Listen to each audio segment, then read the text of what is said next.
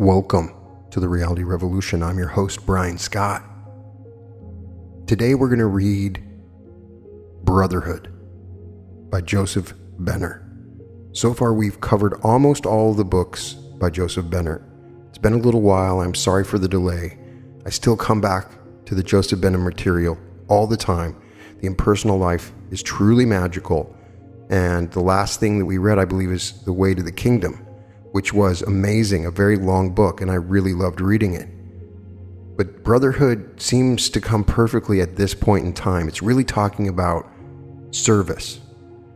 And it ties so well to the law of one. It's so amazing. It's really about that transition that we need to make into fourth density to become service to others. And it gives us this path, and the call to service is explained. Brotherhood by Joseph Benner. An impersonal message. 1. The voice. You who have reached that stage in your climb to the heights where you are no longer seeking anything of self, having tasted of all that the outer world and its human teachers can offer, and something within is strongly insisting that you begin to prove and demonstrate what you've learned by living it and using it to help others who are still seeking. You who have felt within the heart a definite call to service and yearn to follow and obey, but who from obeying many urges in the past only to be disappointed and disillusioned each time by failure of the leaders to be worthy of the causes they represent. And you are therefore uncertain about this call and are fearful of not knowing just what you ought and can do. You who have not yet had this experience, but who are moved by a strong, loving desire to help lift the load from those less fortunately situated, and who would know what it is, that insistent something within, and whose voice that thus calls. Know, one and all, what you feel is my love quickening into conscious active life in your heart. And what you hear is my voice calling you to make ready for the work I have been preparing you for. A work that is your work, long waiting for you to do, when you have proven that self is no longer in control, and that you are willing to let me lead the remainder of the way. You who think you're now ready and sincerely wish to follow, hear this, my word, and seek prayerfully to know my full meaning. First, remember who I am. I who am in all men, who am that which speaks through all men, who am the self of you who read dwelling deep within the heart, the innermost of you, and who seek to come forth as the Christ and to show myself your highest self to all men. Remember that I always speak from out the heart, and not from the head, the intellect being but my servant, my interpreter. But when the servant acknowledges not his master, having grown proud and deems himself above his station, and tries to impress others with his knowledge and importance, then you may know why it is so hard to hear my voice, and to know when it is I speak, and why you become so often confused and so uncertain what to do. Therefore, it is most necessary that you determine whence comes the voice or voices that so confuse and disturb you. But you say, suppose you have not yet reached the stage where you are able actually to hear a voice speaking within, and to know it as one assuming to teach or lead you. Know that it is not an actual voice such as your physical ears hear that speaks, for are not every desire, every urge, every hope, longing, fear, discouragement, anxiety, regret, voices heard, just as surely and effectively as audible voices? And while all such are voices, I used to teach you the right from the wrong way. Yet my voice, that you long so to hear, and to be always sure is mine, you'll never truly hear and know until you let love abide and rule in your heart. For love alone can clear away that in your heart and consciousness, which causes you to listen to the voice of self, thus preventing your hearing me when I speak. But know, my child, there are sure ways of knowing when the voice of self speaks, and when I speak to him who sincerely wills to know and who is ready to face self and see and know it for just what it is, and just what it pretends to be, and is not. Self is always in an attitude of fighting for and protecting its own, always afraid of losing something it possesses. And so its voices of criticism, condemnation, anxiety, fear, worry, selfishness, greed, envy, jealousy are ever heard in their efforts to hold your attention, while my voice of love and faith, hope and trust, understanding and discrimination always seeks to enlist your interest in the truth I would unfold to you. The voice of self is always asking, demanding something for self, is always concerned solely with self. My voice always points you to and concerns you with others, whom I want you to think of and to help. The voice of self sounds from without, always relates to something in the outer world, or to conditions springing from it. My voice always sounds from within, relating to things of the soul state, your soul or your brother's.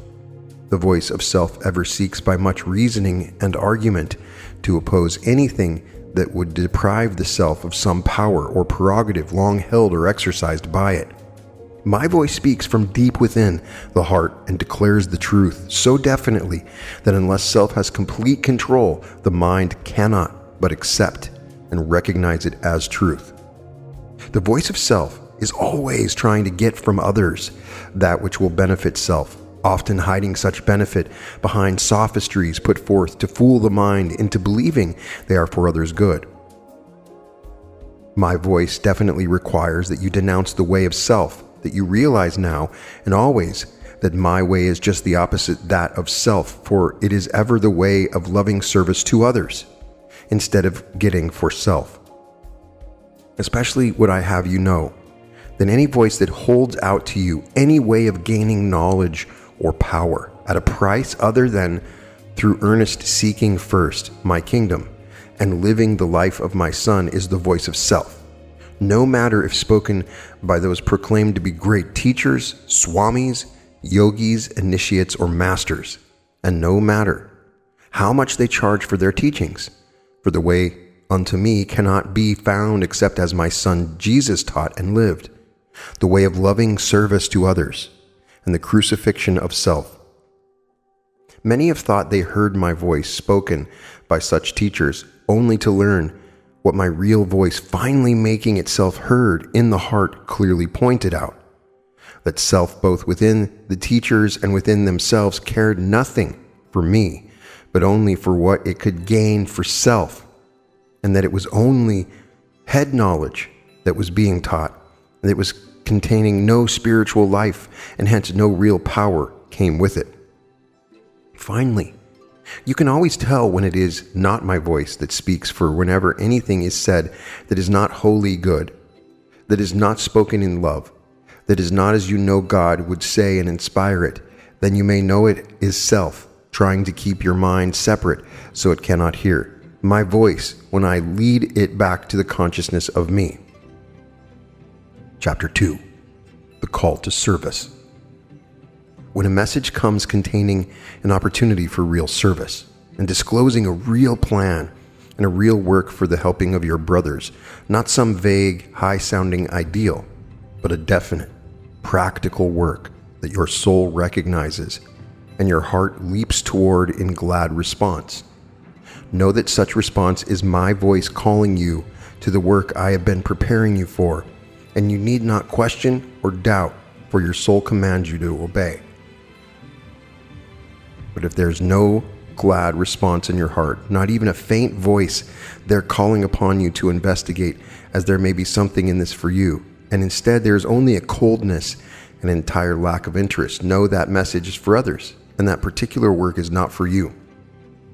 For you could be of no assistance, not being ready for such work as yet. But if hearing and at first thus happily responding, if but for a moment, before doubts crowd in, and from outer sources come advice and argument, criticism of that particular work of the way it came to you, or of the messenger who brought it first, smothering the urge in the heart, still trying to hold your attention, know that I am but trying and testing you, to see if you are as yet ready for the work which I have always had awaiting my proven and faithful servants, to see if I can use you to awaken and prepare my other children, so I can unfold my nature in them, that they can feel me as the love in their hearts, and can thereby hear my voice there and know I am their higher and real self, and that I am calling them also, anxious to lead them forth into the new day. While all calls are my call, each with its separate appeal, yet each is but leading you on to a realization that all outer things that appeal, all calls of ambition, of riches, of leadership, of power, of human love, yea, even of spiritual attainment, are but the allurements of the separate self that I use to build me a strong personality in you, with its power of concentration and ability to accomplish, an instrument I thus develop and prepare for use in the fulfillment of my plan and purpose. Then, when all is ready, in order that there may be nothing to interfere with or hinder me in such use, one by one, I take from you all outer things that still allure, until there is nothing any more left, nothing and no one you can look or turn to but me. And you have learned to want and to know me as the one and only thing of importance, and the perfect serving of me becomes the sole concern and ambition of your life. It is then only I can send you the great call, and you can hear it in your heart, which now has been opened wide for my use alone, and has been cleansed of all desires of self. Then only can you hear that call, the call to my blessed ones, those who have dedicated themselves to me, and now live only to serve me in their brothers. To all such of you, for there are many whom I have so prepared, and who have responded, and who are working selflessly as one with me, I now send the call to service, the call to join the great brotherhood of servers, and those who hear and who know my voice, and who gladly have learned to heed it. I am opening their eyes and permitting them a vision of my plan and of my purpose for the new age you are now entering, and am enabling them to comprehend the true and glorious meaning of brotherhood. That brotherhood I intend soon to bring forth from the kingdom within into actual manifestation in men's midst. Those of you who refuse to align yourselves with others, thinking that unnecessary for you, can come to me direct and get all the guidance and help you need.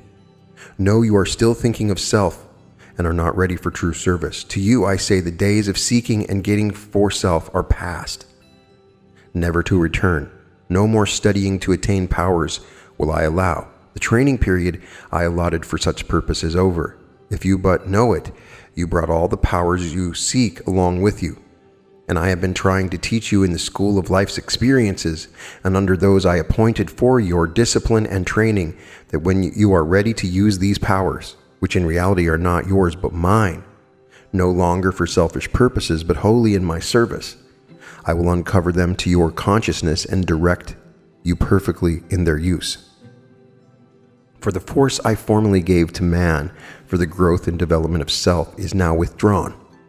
Henceforth, all my wisdom, love, and power is poured into and through the great brotherhood of the Spirit.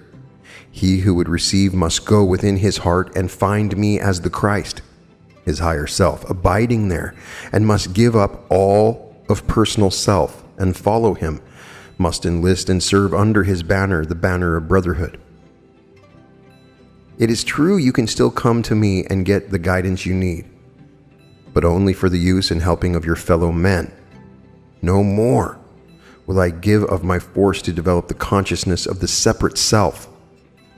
Now all must go to the use of the Christ, to the binding and lifting of all self-consciousness into the consciousness of brotherhood. I now call upon you to live and use what you so long have been studying and believing with your intellect about service and brotherhood. When you believe in your heart, which belief can only come from use and demonstration, then you will truly be and know a brother and not before. Only you who forget and are no longer concerned with your soul's status can truly serve me in your brothers.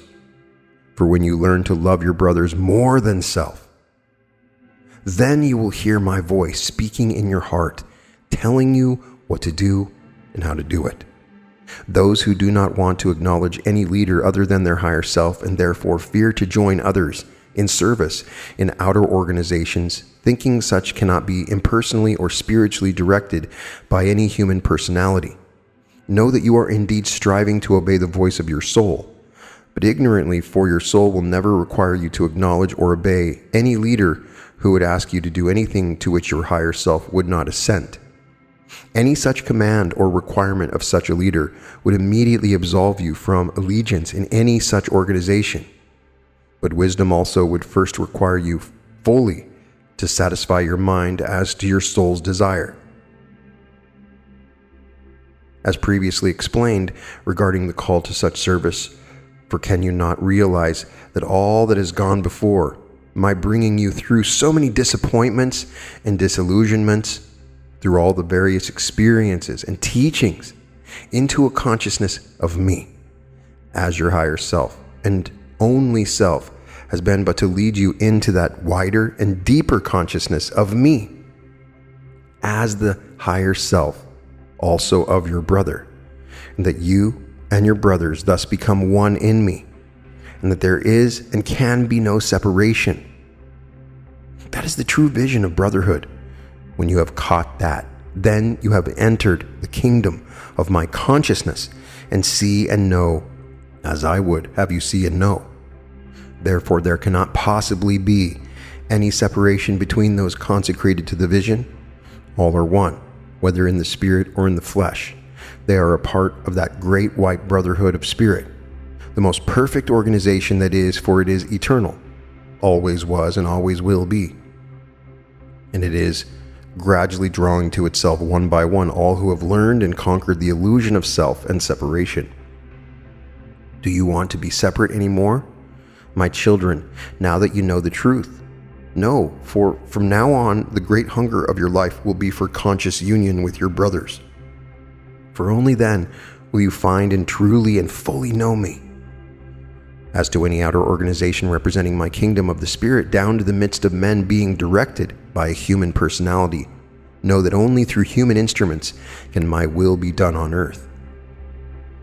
Even as I can accomplish my will in large ways by inspiring many minds with my love through my spirit, the Christ within them, so do I inspire many to look only within to him for leadership, so that they may realize that he in them and he in every one of their brothers is one, is I, their true and only self.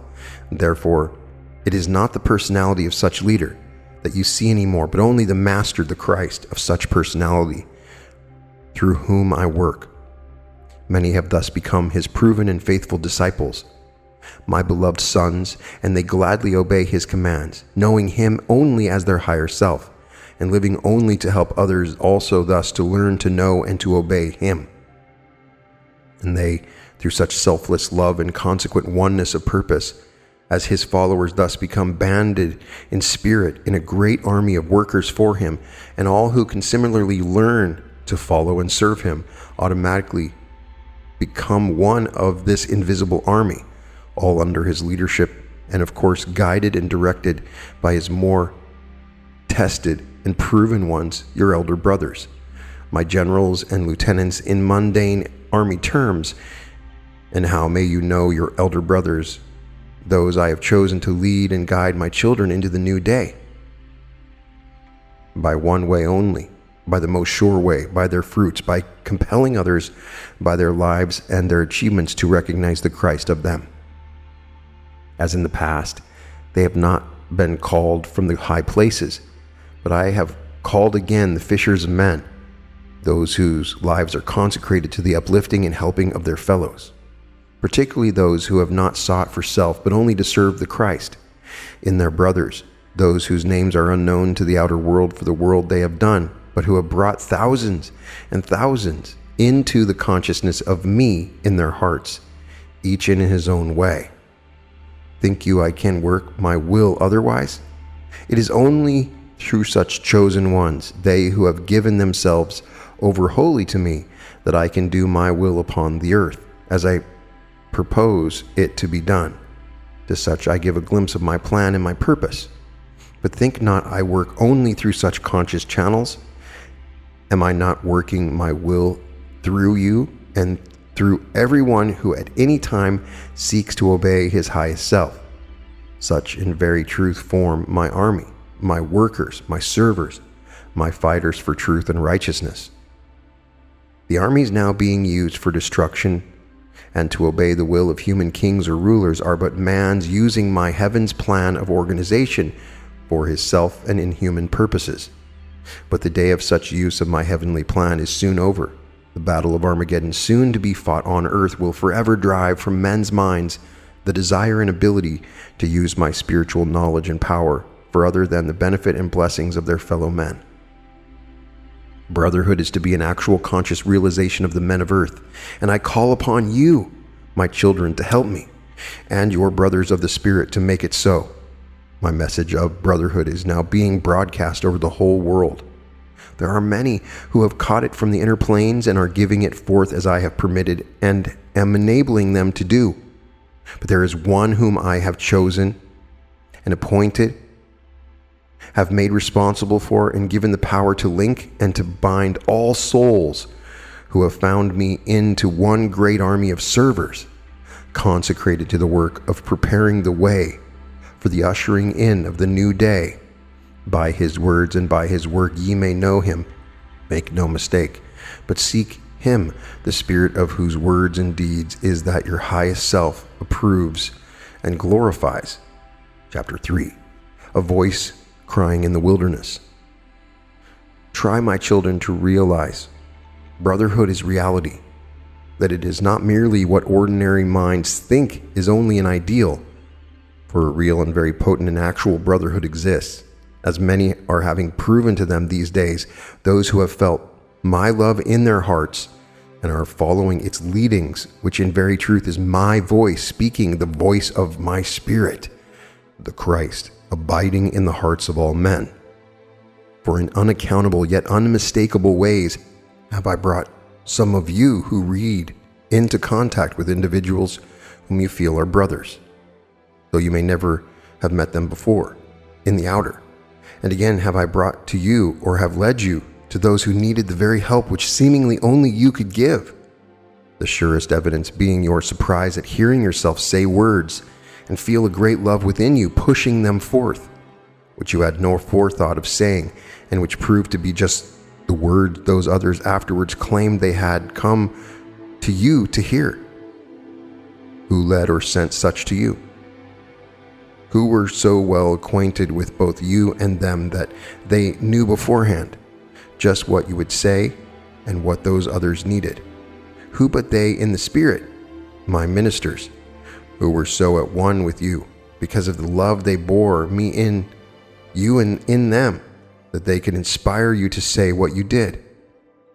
Constantly, perhaps, are some of you made aware of such service you are called upon to render, and likewise are you made to feel in some undefinable but very actual way that you are related not only to those whom thus you are led to help, but as well to those invisible ones in spirit who brought such to you for such help. All must admit there is a brotherhood of spirit, and that such is an invisible brotherhood in no way related to the flesh. Can you doubt that Jesus and his disciples, Paul, Elijah, and the other great prophets, Moses, Jacob, Abraham of the Old Testament, and all the other just men made perfect of their days and before, as well as those of the many generations since who have followed the Christ, have mastered self and have learned to live his life? Can you not see that? They are of that brotherhood. If not, where are they now, and what are they doing? Surely they are living in the kingdom I prepared for such, and are working, serving there, are they not? Working and serving in spirit, striving to inspire and lead their younger brothers still in the flesh consciousness to a like knowledge with theirs of the Christ within their own hearts, and to follow him unto the resurrection and into eternal life, their divine heritage. And where these perfected souls are now dwelling, even though they may be living in bodies that are walking upon the earth. What else can be the goal of our humanity? And can you imagine anyone who has come into the Christ consciousness ceasing thus to serve, no matter if he be in the kingdom of the Spirit or in the flesh, until all his brothers have come into possession of the same fruits of the Spirit he is enjoying. True brotherhood is of the heart and seeks only to lift up and love and bless, even though the weaknesses and limitations of the lower self stand forth glaringly. He who can look through these and see only me, the higher self of his brother, and who proceeds to serve me, knows the pure joy of my love and the real meaning of brotherhood. Oh, my children, ever refuse to see the personality of your brotherhood, no matter what is said about it, for always I would have you know the soul shining back of the mask. If you will but wait upon me within, I will let you see through my eyes of love, the sorrowful one yearning for recognition there, and who at your kind words of understanding will respond in such unmistakable way, you will surely learn the truth of my words. Open your heart and let love out, and you will not only soon feel me big within you, but you will learn what brotherhood truly is, for real brothers will come into your life and prove a source of wondrous joy and great blessings to you. Chapter 4, He who is to come.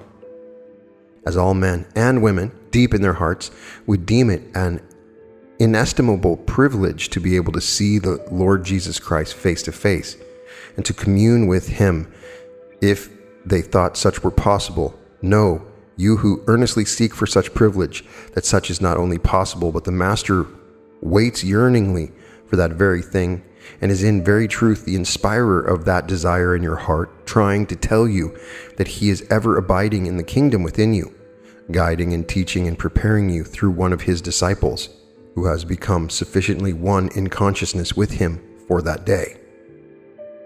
For even as he taught when on earth, that he, the Christ in all men, is the way, the truth, and the life, and no man can come unto me except through finding and knowing him within his own heart, so have he and all of his many disciples ever since been helping man to find the Christ within themselves, so they also come unto me. For the Christ of him and the Christ of you is one, is my spirit in man, the image and likeness of me in which I conceived man in the beginning.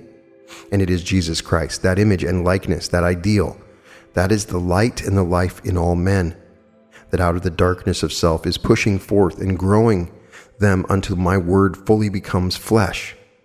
All who are manifesting in physical bodies today are not here by accident or because of some whim of fate, but are here either because they chose to be here at this particular time to help their brothers prepare for the ushering in of the new day, having dedicated themselves to the service ages ago in a past life, or because I brought them the opportunity of redeeming through present service the errors of the past, the long past.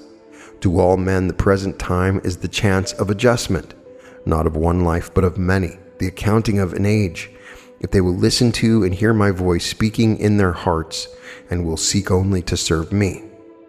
Therefore, my children, turn within where I abide and try earnestly to hear and know my voice speaking in your heart.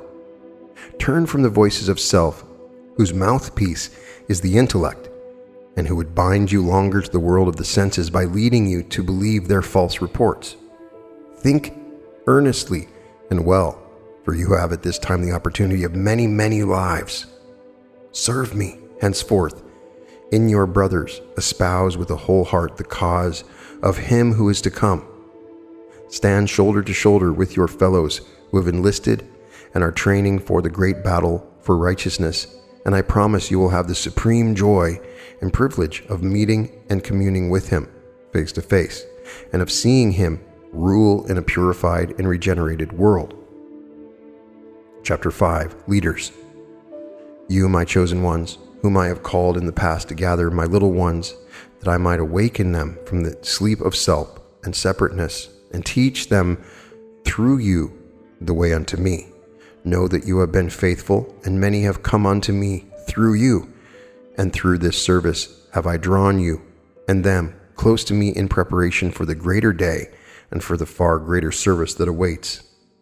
For you must know that I had a purpose in choosing you for such work, and in drawing such unto me, and that as you and they realize this, and look forward to the utter forgetting and losing of self-will, I have in you pure and empty hearts in which I can live my life, do my will, and be myself on earth, even as in heaven. But alas, some of you seem to have forgotten that you are my ministers, and you've been doing this all for me, and from long being looked up to as shepherds of these, my children, and from being followed by many such whom you have allowed to lean upon you, and for this privilege have encouraged them to provide for your physical support and comfort. As a consequence, you have grown to believe such are specially attached to you and should look no further, as you are able to feed their hunger for knowledge and to care for all their spiritual needs. I know that those to whom this applies may not have realized this, but I ask you now to search deep within and see if it is partly, if not wholly, true that when some of your followers come to you with a teaching from a different source or espouse from some new message I have sent forth whose appeal is drawing many to hear him or her, you are sure you have so conquered personally that no words of criticism either of the messenger or of his message are voiced by you, but only kind and loving expressions of a true brother, pointing out so clearly that the other messenger is a most dear brother, another of my beloved sons sent to do my bidding, so that your hearers will go away uplifted and inspired with a high spirit of understanding, and will praise God for the new realization of brotherhood that has come to them. If you have caught this vision, you are truly blessed, and you remain my chosen one for the greater service. But to all others I now declare the day of separate movements and separate teachings is past, for all such have been but the way and the master I have used to prepare and fit those of my former servants whom I sent into earthlight to lead my children into the new day, when my kingdom is to be brought down upon earth even as it is in heaven, and when there will be only one movement and one church, the church of the living Christ. To those so-called do I now give the task of awakening their brothers, of calling them into repentance, of pointing out the one and only way, the way of the heart, which is the straight and narrow path that leads to the gate which admits the servants and warriors gathering to serve under him who is to come. You, who up to the present have been unwilling to consider actively aligning your movement with others, thinking you have been receiving directly from me or from one of my sons in the Spirit all the guidance needed to lead you and your followers into the light of the new day, and that you can hold them and guide them up the slippery path that leads to self-mastery by means of such inspiration, which has proved so helpful in the past. Know that I now call you to join with your brothers who have already responded to my call and who have enlisted in that eternal army called Brotherhood, which must include all who would enter and participate in the kingdom of love and righteousness that I propose soon to establish on earth. The work you've been doing in the past is practically finished, as far as you can go with it.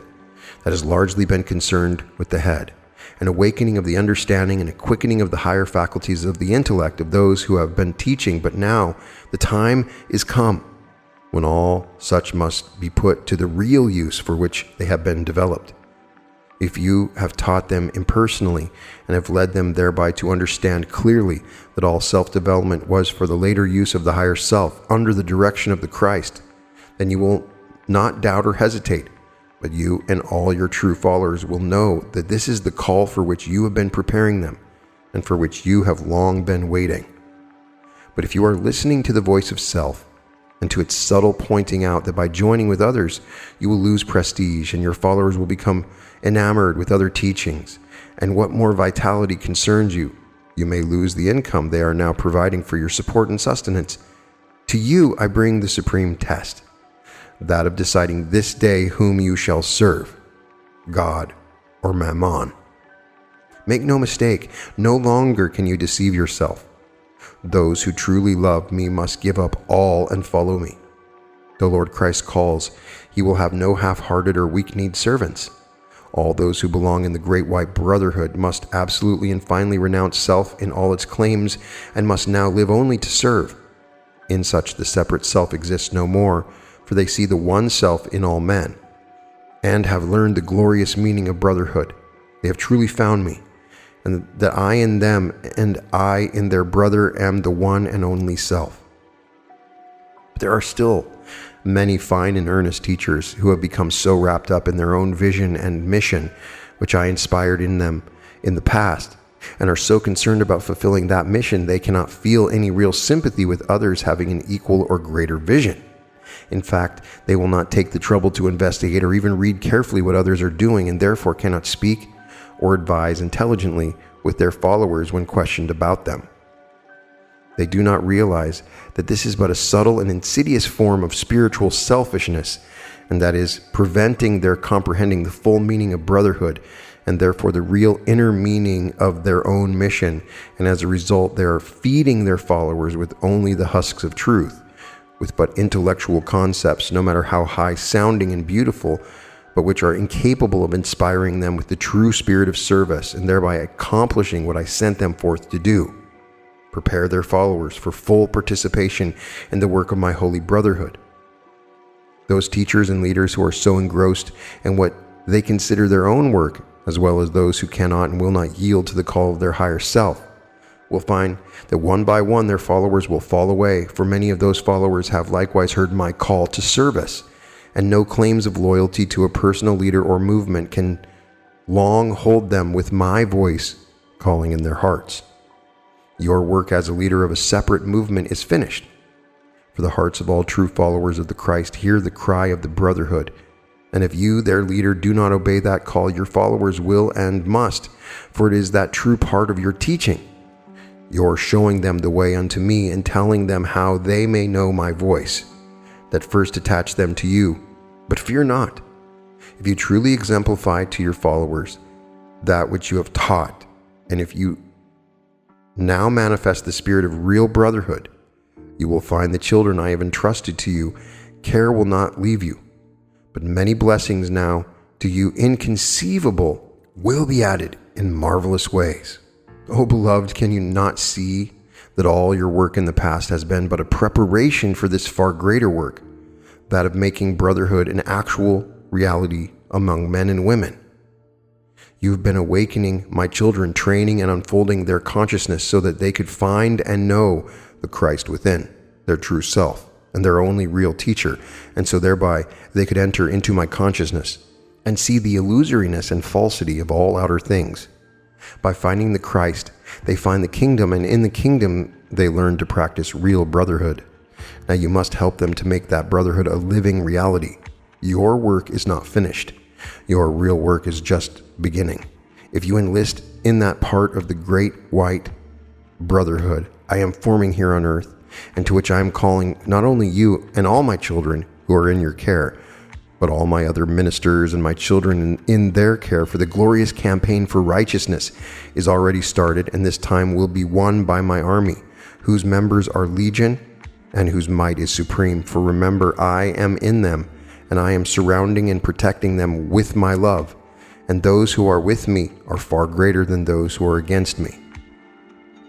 Chapter 6. Evil. You, who are troubled by the problem of evil, thinking that evil is only an illusion, and by recognizing and trying to fight it only gives it to it a power over you which otherwise it would not have. Know the truth. Evil does exist, but only in man's mind, created by his own evil thinking, and it is a very tangible power there, so long as he continues to feed and vitalize it by entertaining such thoughts and allowing them to influence or control his speech and actions. However, there is a center within man, deep within his heart, where I, the Christ of him, abide. There he becomes a center of, and one with my consciousness, his true home, where all peace is purity, power, and perfection. Whenever man strays outside that home center, no matter if in the world of thought, the world of feeling and desire, or the outermost world of matter, unless his attention is firmly fixed upon me in that center, or he knows his oneness with me there, all becomes confused and distorted, and all tends to distract and separate man's consciousness from mine, and to involve and hold him in these worlds which long ages ago, when he had wholly forgotten me and imagined himself alone and separate from my life and my love, he had created by mentally building them one by one around him until they grew into definite beliefs, and the outermost became so crystallized a concept that he saw all things in his realms as separate materialized forms and thought them unquestionably solid and tangible. And having lost the consciousness of me and of my love, and with it the ability to know the good, the true, and perfect of all things, in the darkness of separation in which he now wandered, he saw only the shadows of the real, and these distorted and twisted, and he blasphemed when in his imperfect sight he stumbled in judgment and fell, or was hurt by bumping against unseen obstacles. And thus man conceived and built evil into the worlds of his consciousness, and made it a power he ever since has thought he must fight if he would be free of and unhurt by it. But you who read may see, if you will, through the eyes of my love, that evil exists not where I am, in the kingdom of my consciousness, that center deep within the heart of every man. It exists only without, in that consciousness of separation, mental, desire, or physical worlds, where if man allows his deeper interest to wander, he becomes enamored with the illusions and error concepts created there back through the ages by millions of other minds similarly deluded. Evil exists in greater or less degree in all realms of my consciousness that man thinks are separate from my consciousness. But you know where I am. God is, and all in his kingdom must be, and is good and true and pure and holy, happy and perfect. All you need to do, therefore, to be free from evil, sin, disease, lack, or imperfection of any kind is to withdraw within to that center, your real home, where I am, and where you will see and know the truth as your own, even as I see and know it. Each man can prove this for himself, but each must come within where I am to prove it. The way unto me is open to all, but the way is through the heart, treading the path of love and of selfless service. In that home center, you can truly say I am, and know who you are. But the moment you let your interest and attention wander into the outer worlds, if the senses, and to any of the things within them, you are, as it were, pulled from your center, deluded into a sense of separation, and sucked into an outer and lower plane of consciousness away from God and good. And you become involved in and are seemingly a part of that realm of consciousness where you allowed your interest and attention to become focused for the time being. But here is the secret by which you can regain your power. You need only to remember who you are, that your home is back in the center, in the kingdom where I am, where God of you is, and then to refocus your attention and interest there by seeing and feeling yourself centered therein and surrounded by and filled with my love, when you will actually and truly be there. Then by practicing staying in that love center, realizing who you are, your identity with me, and feeling my love pouring out through you as a heart center, you will find you can look out through and go in and out of these outer realms of consciousness at will, seeing and knowing they are all illusions, reflections rather, of the glorious realities within the kingdom, created out of the substance of those imagined worlds that exist only by reason of your fancying them real and separate from my consciousness, distorted concepts fashioned in ignorance, and from efforts to understand their peculiar influence upon the relation to you. This is a great secret indeed, and it is waiting for all to know who have found the way of love. Through the heart unto me, for I, God, am love, and the more you love, the more you forget self. The more do you let me have my way in you. Therefore, let my love, which is my creative life, flow freely through you. For in very truth, you are my agent, my channel of expression, and only through you, whom I created in my image and likeness for such purpose, can I pour forth the fullness of my life and express my real self. In fact, I can do nothing outwardly except through you. Know that the very nature of my life is to love and bless, to grow and unfold, to heal and make perfect. It will do this naturally and always, if not interfered with by man's wrong thoughts or man's ignorant thoughts. His not knowing the mighty power he is wielding by forming thought pictures in his mind, into every one of which my life flows and vitalizes and out-manifests them according to the kind of feeling he puts into them. This accounts for the many inharmonious, troublous, and obnoxious conditions now manifesting in your life. But it is just as easy to bring into manifestation the conditions and things you want as those you do not want, for my life is ever seeking, rushing as air into vacuum to fill full and out-manifest all your thoughts, especially those into which you put intense feeling. For note carefully this great truth: feeling of any kind is life, is my life that you use to vitalize your thoughts, according to the intensity and quality of feeling of love or hate, faith or fear, trust or worry, confidence or doubt you put into your thoughts. Will they prove a blessing or an evil to you? This explains how each man, and no one else, is responsible and accountable for all the conditions surrounding him. For remember, they exist primarily in his mind, as the thought forms he has built there. Therefore, by replacing the pictures there you do not like with those you do like, and focusing your heart's interest and attention upon them, you can change the conditions outwardly. When you can once realize that what is manifesting in your outer life, in your body, home, business, world, is only what you are seeing and holding in your consciousness, you will begin to clean out your mental house and to build and keep there only the things that will bring you soul satisfaction and happiness. It also explains how you can help and bless others who are in trouble and unable to help themselves. You who are abiding in your center of consciousness where I am can send my healing life to any other center of my consciousness, to the higher self of a brother who is sick or weak and knows not in his brain consciousness of my life within him. By simply opening your heart and letting my love pour out, you can send it direct to him. For in my consciousness there is no space or time separation, and to me you and your brother are one, with and part of me. Just realize, feel, and see my love flow from you to him, who is in very truth yourself, because he is myself. See it pouring forth from deep within, surrounding and filling him, just as it pours forth from within you as a radiant, white, energizing force. That spiritual life force which grows and fructifies and heals all living things.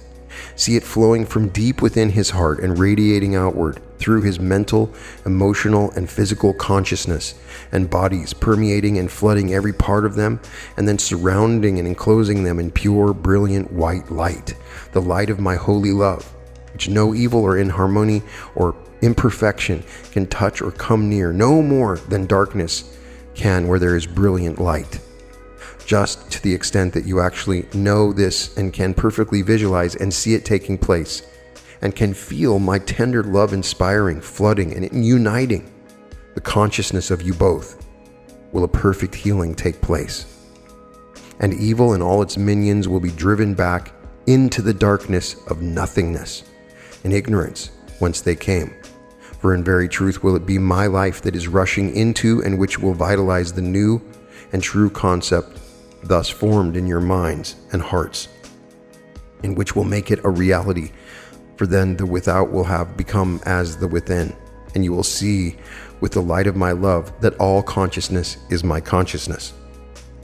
The knowing of this truth will make you and all who are concerned about the problems of evil, disease, lack, or imperfection free.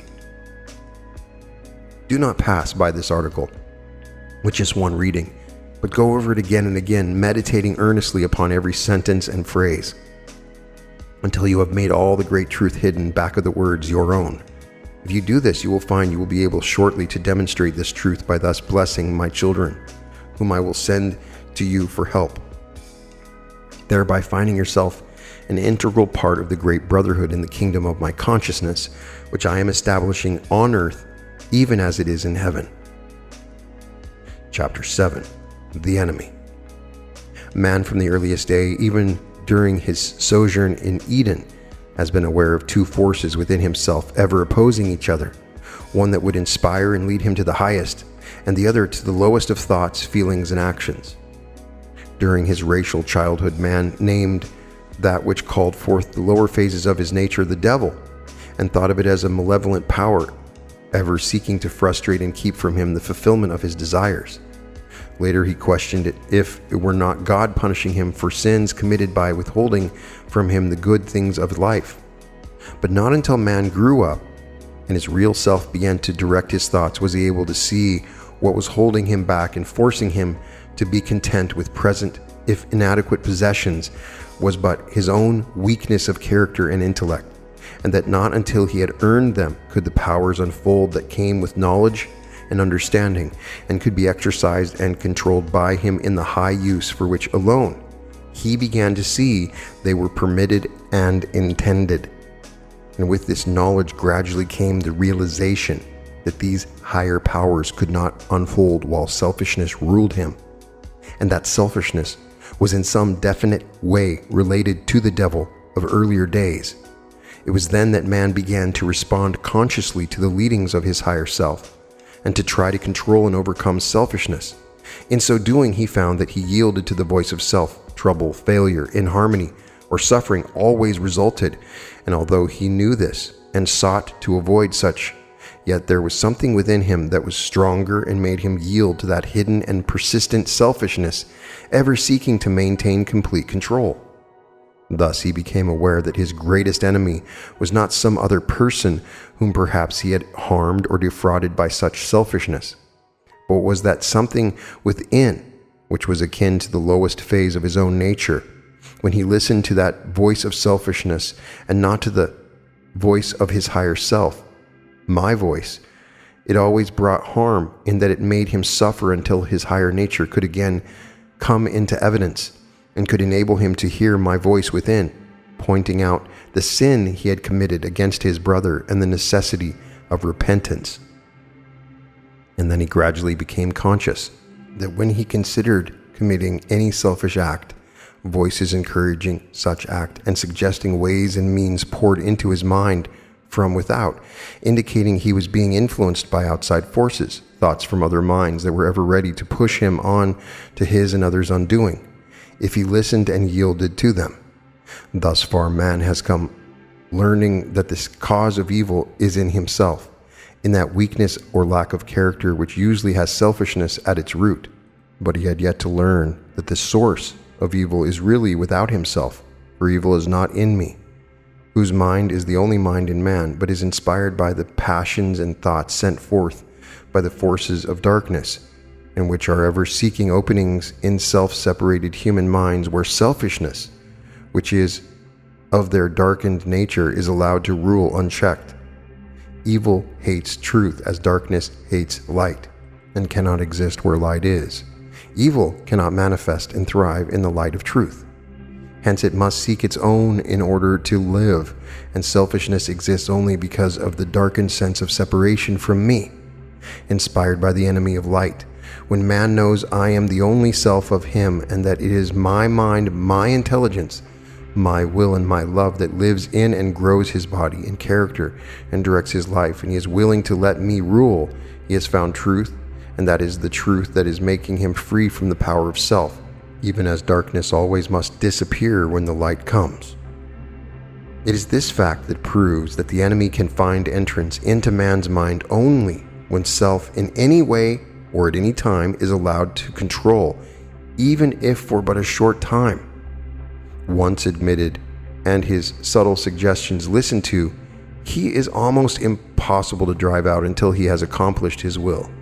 For the selfishness that attracted him gave him his cue, and he's able to instill his poisonous idea that such effect by feeding and encouraging the selfish desires and passions found there, that the mind becomes wholly blinded to truth and seeks thereafter only to satisfy the clamorings of self.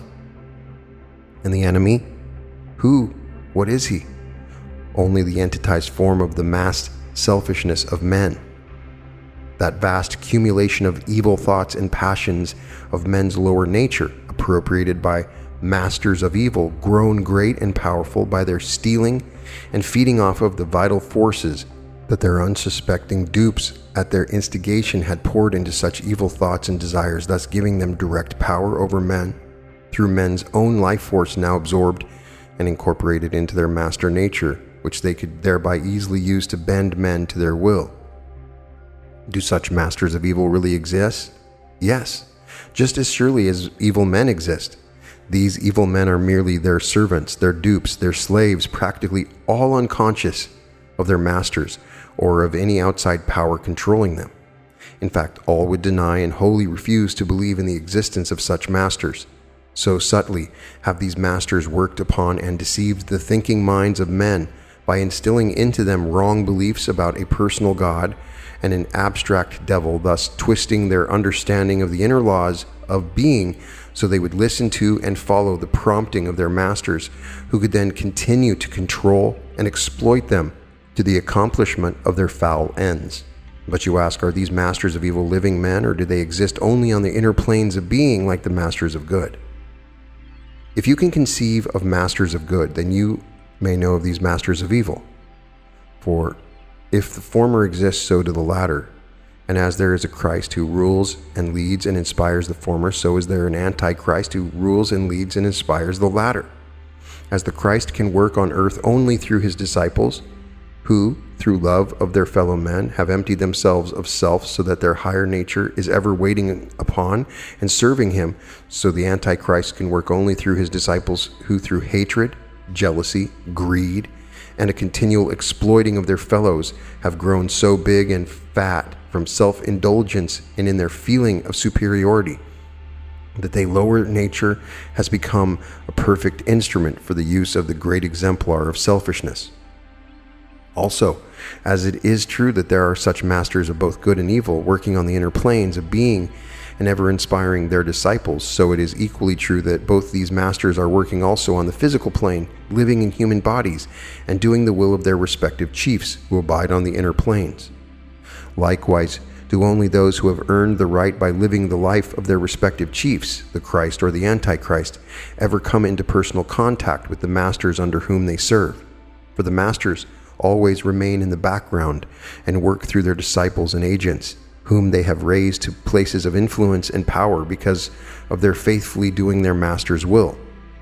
Those working consciously or unconsciously under masters of evil are always inspired and influenced towards evil, while those under the banner of Christ are inspired and led wholly to forget self and to work only for the uplifting of their fellow men. All is according to the great law, as above, so below, as below, so above. Good and evil are opposite poles, and therefore, where one manifests, there must be the other, to complement it and balance its power. But remember, both are but men's concept of an infinite reality which changes not and cannot be affected by whatever men think of as good or evil. However, there are only a comparatively few of the both so-called good and evil masters working in human bodies at the present time. Conscious of their master degree, although many are preparing to enter human existence as soon as perfect conditions can be found. The good masters under divine law will enter naturally into newly born infant bodies and will overshadow others, their disciples, while the evil masters, where opportunity offers, will deliberately break the divine law by dislodging and driving out the souls of infants, thus stealing their bodies from them, or by driving out souls from mature bodies, dispossessing them, and thereafter obsessing and impersonating such souls to their friends and associates.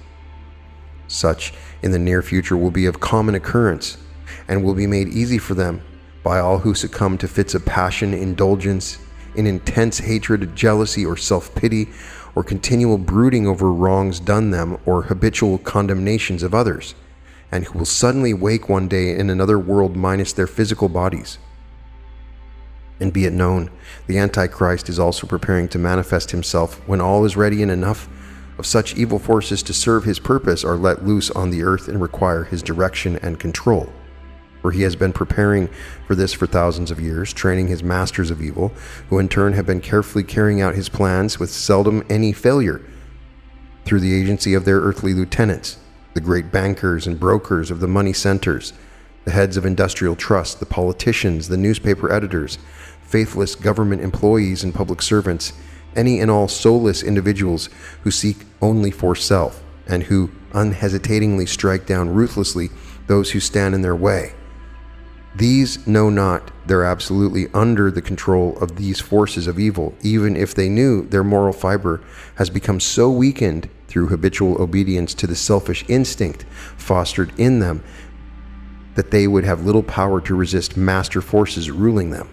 When the command goes forth, all these human agents will be compelled to fight under the banner of the Antichrist, him whom they have served so long, who now claims and compels their absolute obedience.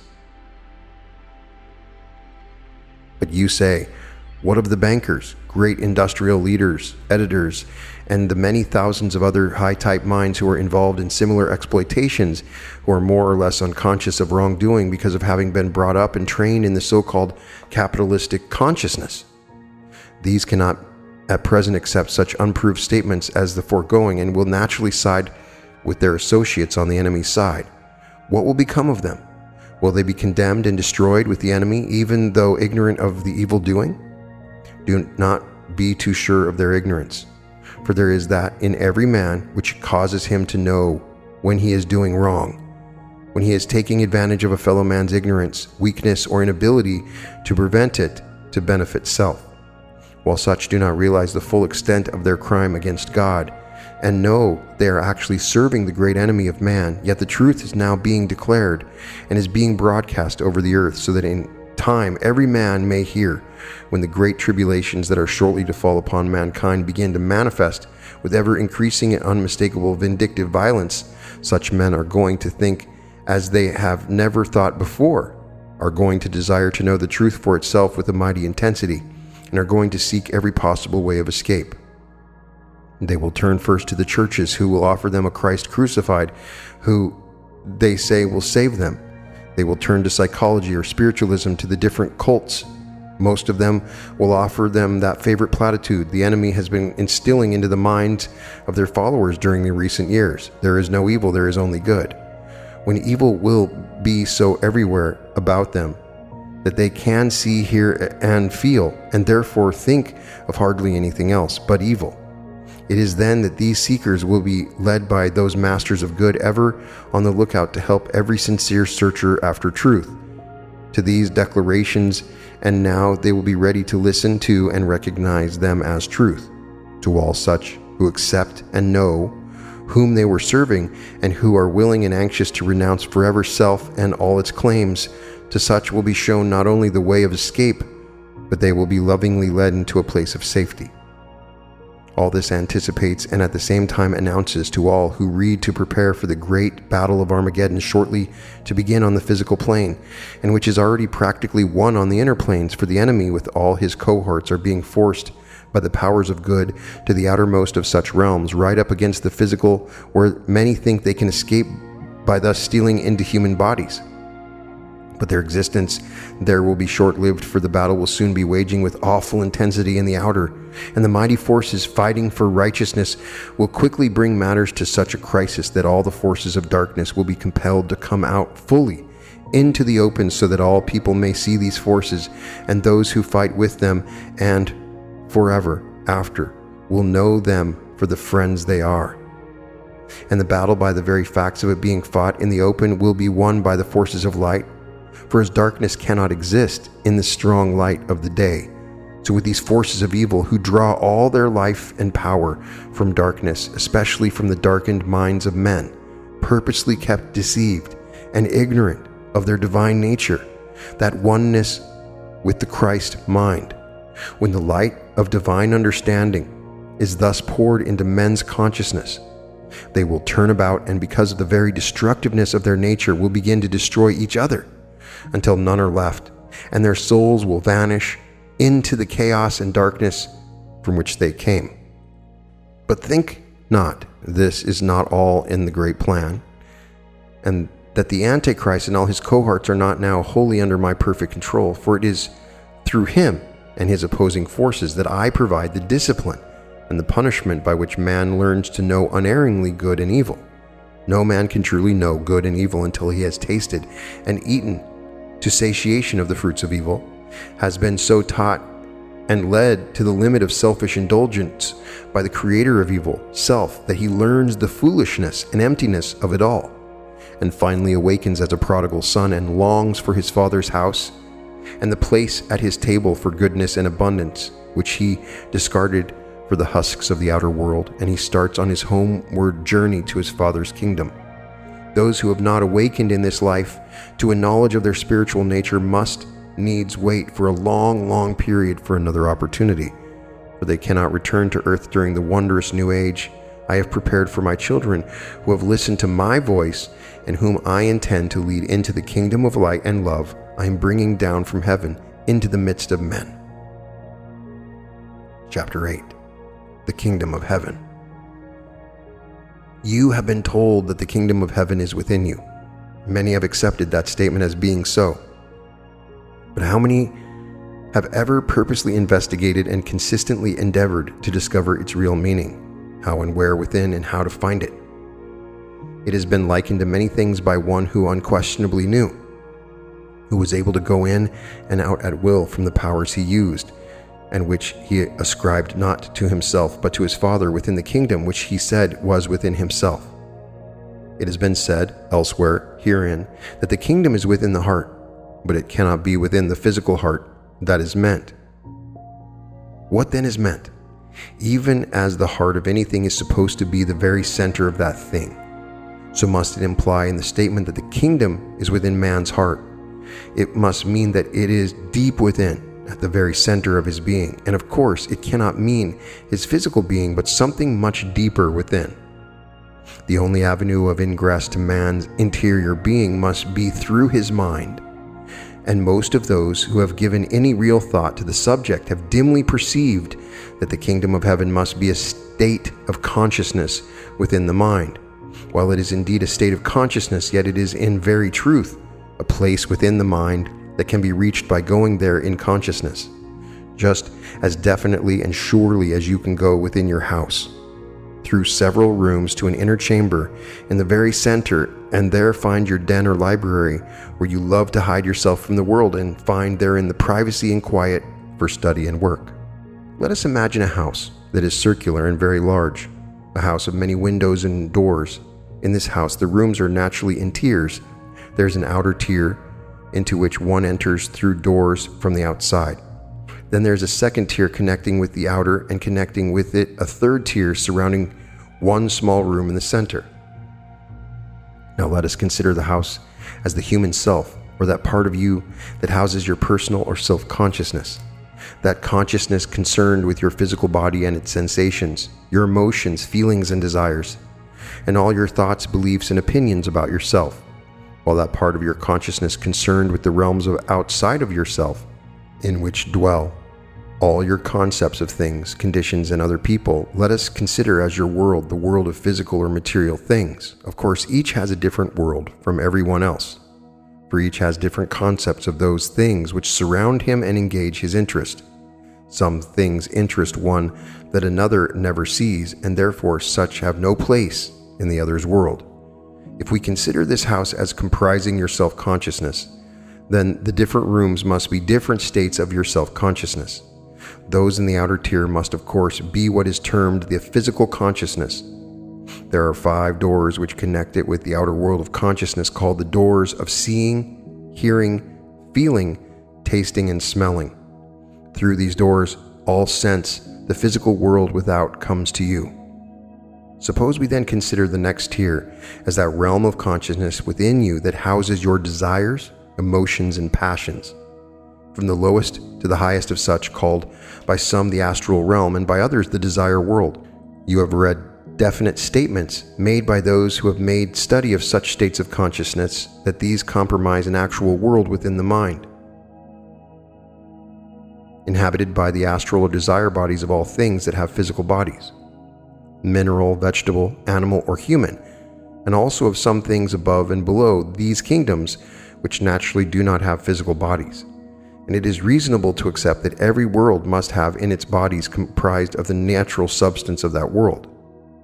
Likewise, let us suppose the next inner tier with its many smaller rooms to represent the mental realm of consciousness, which houses all your thoughts, concepts, and ideas of whatever nature.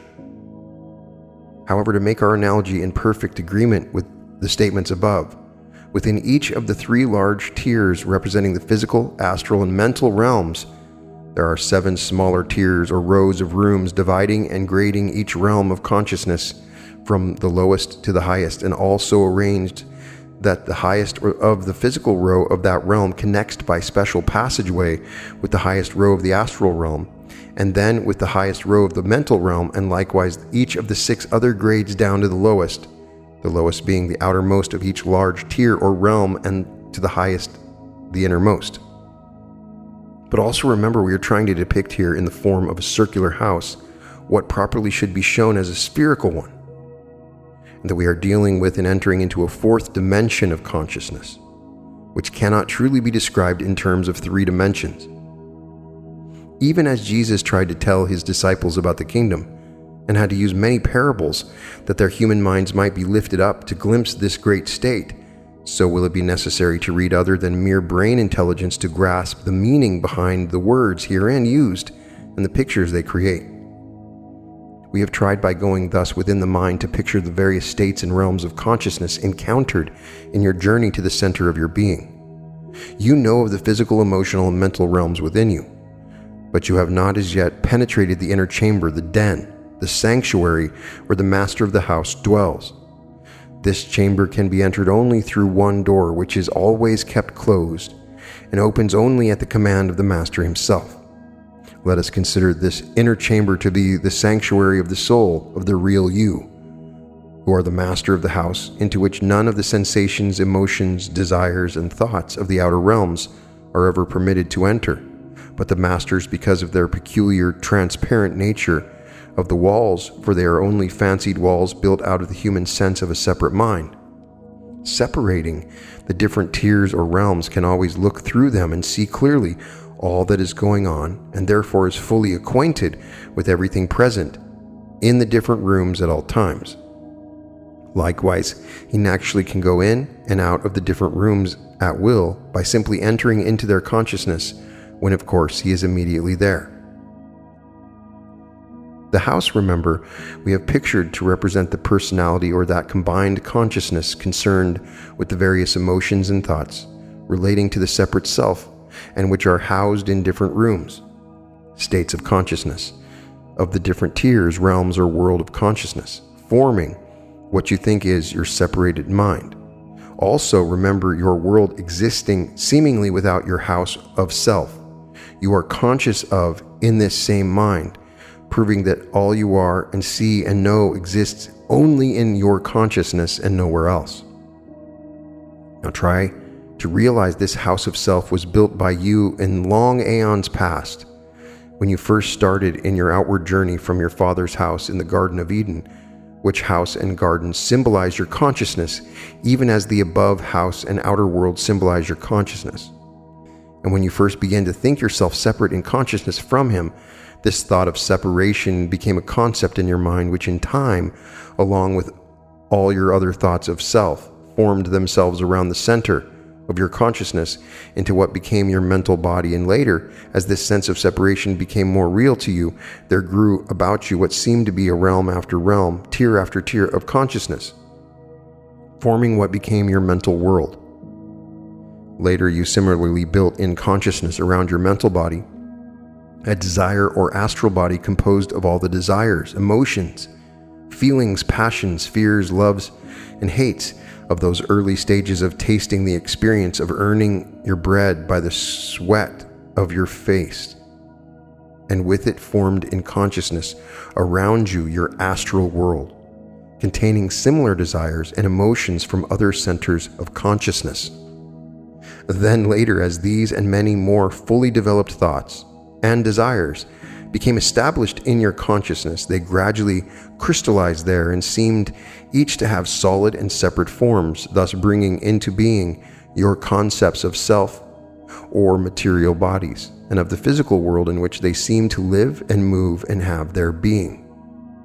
But remember, all these various bodies, mental, astral, and physical, as well as the worlds in which they seemingly manifested, were but concepts existing only in that self-consciousness of your mind, which by thinking yourself as separate from the Father consciousness now conceived every other thing also as in separate forms or pictures within self, and which then, impulsed by desire, out-manifested themselves in astral matter and later sometimes in physical matter. Now try to realize that I, the God of you, am the master within the little inner chamber of your house, that the house is part of my mind even as is the little inner chamber. Well, what at present you think to be you is the combined consciousness of all the rooms or states in all the different realms or tiers within the house. Outside of and surrounding the inner chamber, which as yet you are unable to enter, for remember, all the ideas, thoughts, and concepts inhabiting those rooms compose the different states of consciousness you have built up since you separated yourself from me long aeons ago. Therefore, you must be what we can call the human part of my mind, that part which still thinks itself separate from me. For as mind thinks, so does mind become. But no, I alone am. The house of your mind must be and is a part of a center of my mind, even as the different thoughts, concepts, desires, and emotions of the various rooms or states within your consciousness are part or centers of your mind and your consciousness. If your mind is part of my mind, and you therefore are a center of my consciousness, then you cannot be separate from me, but should be able to participate in that consciousness of which you are a part and become one with me. For I would open the door that you may walk in and sup with me, and that all that I am you may also be, and all that I have may be yours for the taking. You are in my consciousness, are a part of my consciousness. Therefore there can be no separation, and you may know that you and I are one, always were one, and always will be one. Think on these things and know the truth. Now, I will tell you a secret, which is only for those who have come with us this far. The inner chamber is a magical place. It is the entrance into the kingdom you have been told to seek, for in very truth it is the door that admits you into my consciousness. And once within, you will learn that chamber will seem small from the outside, in reality extends infinitely within, through realm after realm after realm, with untold wonders and glories unfolding themselves at every step. For in here you are no longer separate, but are consciously one with me, and my consciousness is yours, and all that it contains is also yours. And here you learn another secret. All that was without in your seeming separate consciousness were but reflections, sadly distorted reflections, darkened and misformed by ignorance of the glorious realities within, the realities of your soul, the realities your soul had been so long trying to lead you to, but which you insisted in looking for without in the world of things. For even as you look up in the heavens, in the dark of night, in the outer world, and get glimpses of myriads of world and universes shining there, you can now understand they are but glimmering reflections trying to shine through the darkened human mind of the many beautiful mansions in the kingdom of my consciousness, awaiting those of my children who truly seek me and who let my word rule in their consciousness until it leads them to me. You ask, how may you seek within you and find the inner chamber that admits into the kingdom of such a heaven? By going in imagination persistently day after day, within your mind, through the different realms pictured above, seeking me and me only by visioning yourself in the inner chamber as the real you, your highest self, as me, the God of you, by thinking, speaking, and acting as you imagine I think and speak and act, until the very night of your desire and efforts at realization compels me to open the door, and thereby to admit you into that consciousness and that home which was yours from the beginning. For long, very long have I been waiting for such a desire to manifest on your part, and that is why I keep the door closed and open it only in response to such an effort to find me.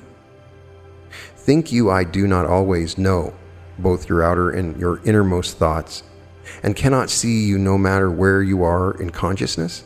Remember, the walls of self do not exist to me, and I can look right through into man's secret desires and can easily see what motives rule, and especially what prompts him to seek within the house of his inner self.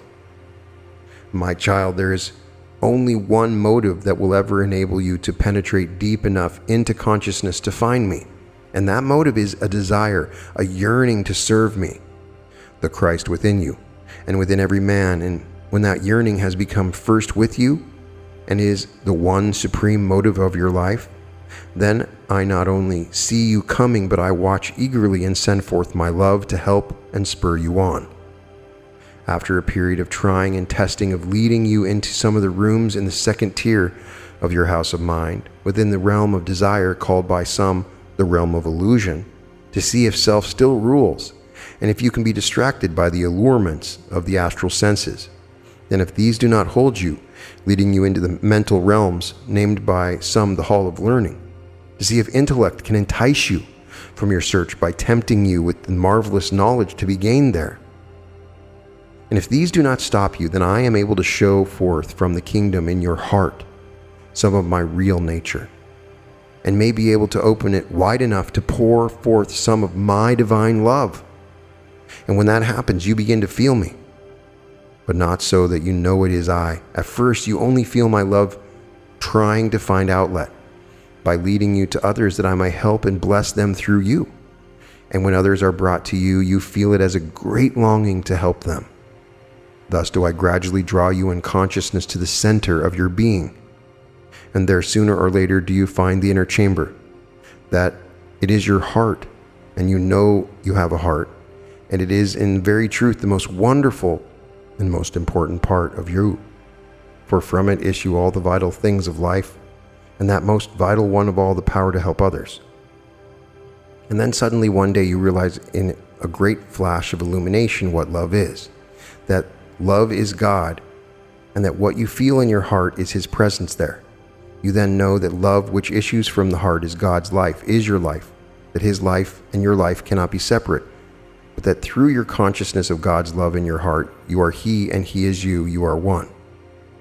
And then as you learn consciously to open your heart and let love out, you find it is magical, a wonderfully brilliant light that shines through and radiates from you, clearing away all mists and shadows from your human mind, enabling you to see with my eyes and to know with my understanding of all things I desire you to know.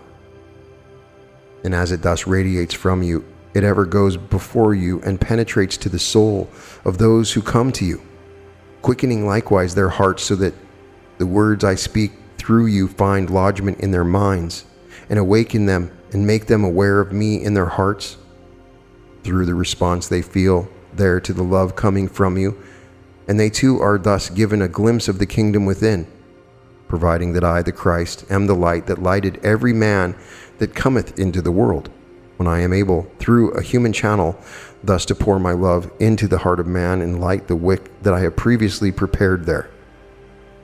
I have now shown you the way into the kingdom, that it is through the door of the heart into the little chamber within that only loving service will open the door and admit you and enable you to go in and out at will. I will not tell you now about the wondrous life within the kingdom, except to say that love is the one and only life there, the life that all who abide there breathe, absorb, feed upon, grow with, and build from strong, beautiful souls. Love, in very truth, is the vitalizing, energizing force, animating, inspiring, and directing all activities there. All there abide continually in my consciousness, receiving freely of all that I am and have. And there, even as here with you, as they let love rule and fill their whole being, am I enabled to serve the more through them on all planes and in all realms of my consciousness.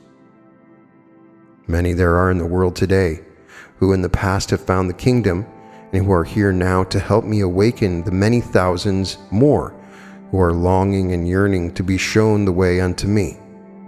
They are the ones whom I have sent to answer the call of those who have asked, who have sought, who have knocked, for have I not promised that those who ask shall receive, and those who seek shall find, and those that knock it shall be opened unto them.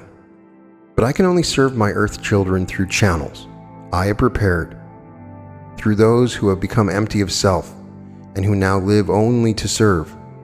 They are of the kingdom on high, that great brotherhood of the Spirit, who are here and are actually bringing heaven down to earth into the consciousness of many men these days. They are my blessed ones, the forerunners of that brotherhood which soon is going to manifest, to live, work, and rule on the earth, and which is going to raise it to the heaven, that they too no longer may be separate, but may appear as one to all men and women as they are in the great reality. This concludes The Brotherhood by Joseph Benner. Another marvelous book. The amazing thing, when I read Joseph Benner, it's always like he's talking to me specifically. It always feels like he is directly speaking to my thoughts, pointing out little, very unique, specific things. There is nothing I read that gives me goosebumps like Joseph Benner. The voice that he is using, the way he is writing, it feels like it's channeled. This feels divinely inspired. It always does. And in this particular one, the focus is on service, overcoming the self, something we talk about all the time. It's not complicated, but it's so true. If you want to know what the core of evil is an illusion, but there is evil in the world. Just deep down, you should realize that it's created by humans. But the core of it is selfishness. That's where evil springs. So if you fall to that voice inside that is selfish, that voice will lead you to evil. That's at least what he's saying here. And we have a chance to move to a new earth. It's such a simple thing. If we can be service to others 51% of the time, which simply means we care more about others than ourselves, then we can enter into the kingdom. And that is the way to the kingdom. The kingdom is the new earth, and we're almost there. And you got to flip a switch. You got to change something about the way that you deal with the world if you're only focusing on yourself. And it's so hard. There's so many subtle and little things in a capitalist world like we live in now that pull you into that survival mode, which is a part of the self. Some of it seems so natural. You have to escape from these very natural, human-like tendencies that pull you into selfishness. You don't have to be 100% service to others, 51%, which means so 40% of the time you can worry about yourself. You are great. You need to bless yourself for who you are. You are God.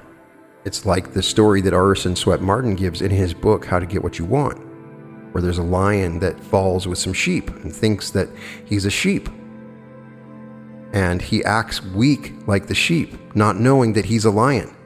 Well, we are all God, but we are thinking that we're something else. We're separate from him. When we become a part of him, we recognize our own true divinity. There is no greater self than who we are, and that is God. Join the brotherhood with me.